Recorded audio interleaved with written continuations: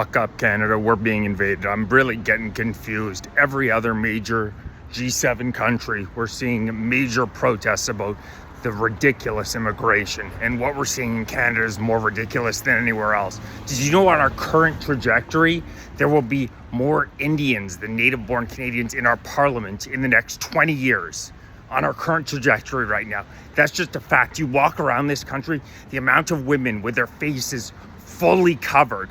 And I organized an event on Parliament. Probably 50 people showed up. I really appreciate everybody that showed up. There was an event in Toronto, but wake the hell up, Canada. We need a revolution. They had millions of people out on the street in the UK.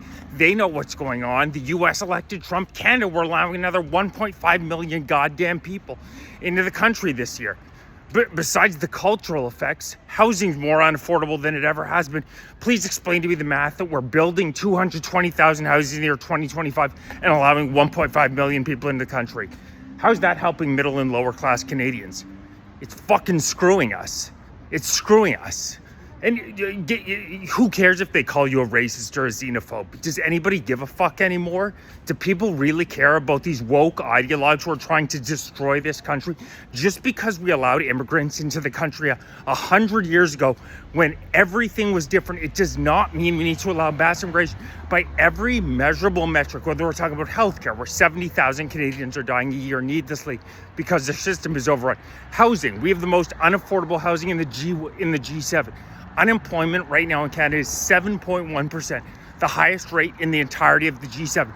Youth unemployment amongst males is 22%. That's a fucking catastrophe. Please explain to me how immigration is helping anything.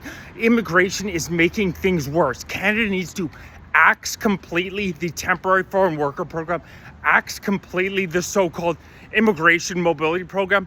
There's a total of 3.1 million people, not to mention any of the asylum claimants in the year 2025. This is fantastic for Mark Carney and his buddies at Brookfield Asset Management, who continue to see their $37 billion in real estate go up and up and up in value as they flood the country. The rest of Canadians are getting screwed, but I don't understand why this country is so apathetic about this. Do people not realize what is going on? Canada, as we've known it and loved it, if we continue these immigration rates in the next 5 years, do you understand this country has already transformed like nowhere else in the Western world the past decade? Do you have any idea what this country is going to look like once it's majority Indian, majority Muslim?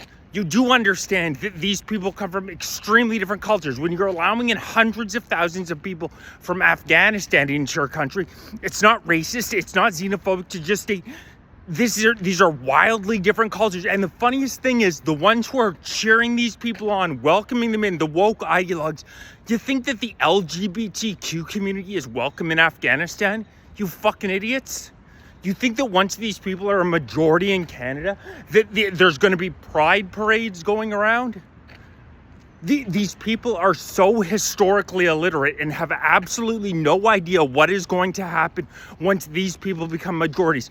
It's so funny to see these so-called oppressed people welcome people in because of the color of their skin, not realizing the culture they come from hates them. They're useful tools. They're morons. They're morons. This is what commies always do. They'll use these people. They're morons. Red-Green Alliance. And then once they're done with them, they're going to be the first ones to go. The ones who are cheerleading this on. These so-called anti-fascist fucking clowns that are cheering on their own demise. I don't understand why it seems that every other European country sees what's going on. The States saw what was going on and they're fighting back. But in Canada, you can't get anybody to wake up to what the hell our government is doing. Our government is intentionally destroying this country so that Mark Carney, who has spent his entire career in service of the WF, Davos, and Brookfield Asset Management, gets ridiculously rich. Just look at the guy and tell me he's not a crook. Dead eye, as he has his dead eyes. His assets in Brookfield, he's already selling Canada off like you wouldn't believe. You look at all the housing announcements he's making. He's profiting like a motherfucker off this through Modulaire, and our corrupt media will never report on it.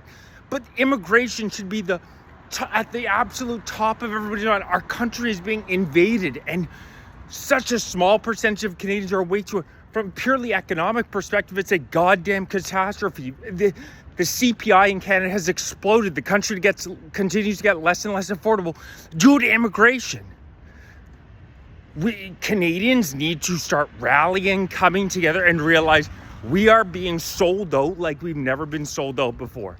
I'm going to be organizing more protests on Parliament Hill. Stay tuned. Thanks so much to the people that did come out last weekend. We need a hell of a lot more of that. A lot of these revolutions start like a snowball, small, get much larger, but Canadians need to come together. Please like, share, subscribe. If you're watching on TikTok, make sure you're watching on YouTube, youtube.com/@FightForCanada2025, because I'm over 17K viewers, and the Canadian government is not a big fan of dissidents. Fucking cowards. That's another thing, trying to silence us with Bill C-63. But Canada, open your eyes. Canadian patriots need to band together and band together now.